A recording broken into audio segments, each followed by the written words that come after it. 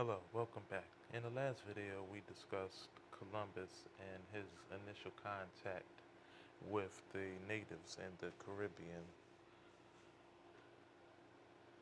Today, we're going to discuss how the system that he founded, Encomienda, was ultimately transitioned to a system of African slavery.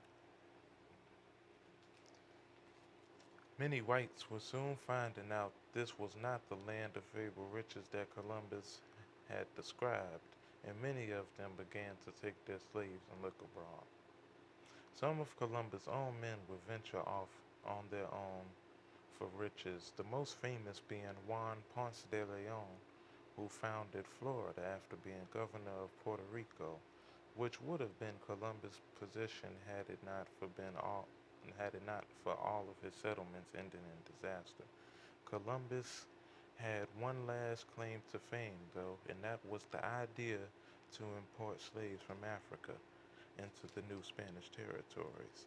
The natives proved really susceptible to European diseases, particularly the plague and smallpox. Columbus, already having experience sailing and trading on Portuguese vessels in West Africa, particularly in Elmina, noticed the African slaves didn't prove as susceptible as the Native Americans. Originally, the king and queen was against the slaving of the natives, and they were much less supportive of sending vessels to Africa just with the intent of trading slaves to the New World. But with the rapid decline in the native population, it was seen as essential, and in 1505, Columbus' son Diego started the African slave trade on Hispaniola, present-day Haiti. There probably would have been no path forward in the Caribbean without African slaves, African slavery. The Europeans were really terrible leaders and typically abandoned their settlements upon hearing of wealth elsewhere, and the natives seemed to be dying in large numbers just by coming into contact with them. This was further damaged by the Europeans introducing their livestock, which caused further detriment to local ecosystems and further eroded the way of life. In the Bahamas, where Columbus originally landed in 1492, they had a population of about 50,000 inhabitants. By the year 1520, that number was completely eradicated, less than 30 years later.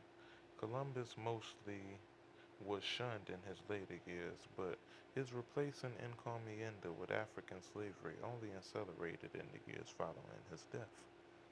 As I mentioned earlier, the first Europeans to explore the present day U.S. were the Spanish under Ponce de Leon, discovering Florida. In fact, St. Augustine, Florida is the oldest city in the U.S. still. But we know of the U.S. as an English-speaking country. How did that happen, you may ask? It's a very complicated answer. Upon hearing of the success of Spanish and Portuguese success abroad, countries in Northern Europe began to fund corporations or companies with the intent of gaining control of this budding international maritime trade. The Dutch, the Swedish, and the British were the ones who would take the biggest steps in the 17th century after Spain dominated the 16th century and Portugal the 15th. The first attempt by starting a colony in the West by the British came in 1585 when Sir Walter Raleigh established the Roanoke colony in present-day Dare County, North Carolina. Just 2 years earlier, his cousin Sir Humphrey Gilbert landed on St. John's, Newfoundland, in Canada, and made claims to the area for the Queen, but didn't settle and died at sea on his return voyage. For his actions, Sir Humphrey Gilbert is seen as the founder of the British Empire in Canada.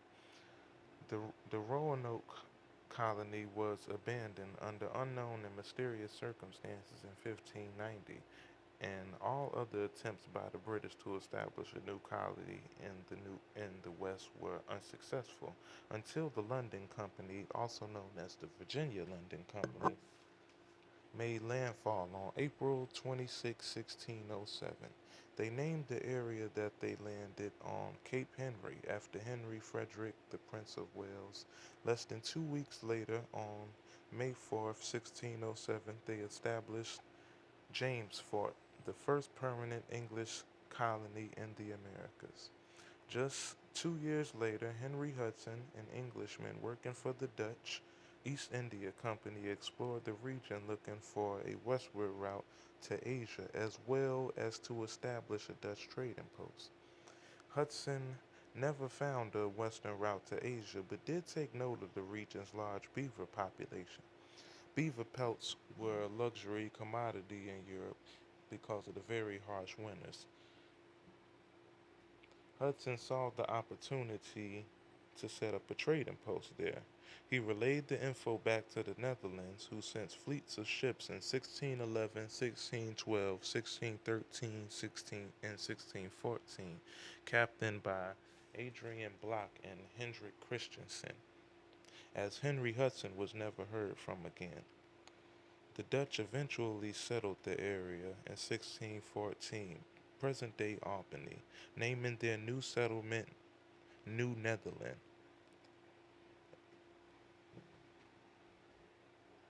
With the success of the Dutch trading post, the British took notice, and in 1620 a group of British religious separatists attempted to land there.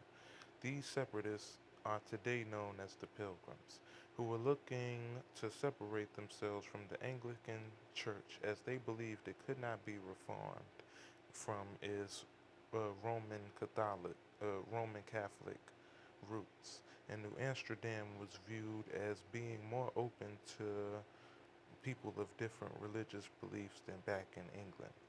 However, the Mayflower would miss its target of New Netherland, and after 64 days at sea and facing a shortage of supplies, the Pilgrims realized heading back for the Hudson River was not a realistic option, so they settled where they landed, establishing the Plymouth colony and settling the groundwork for the British 13 colonies.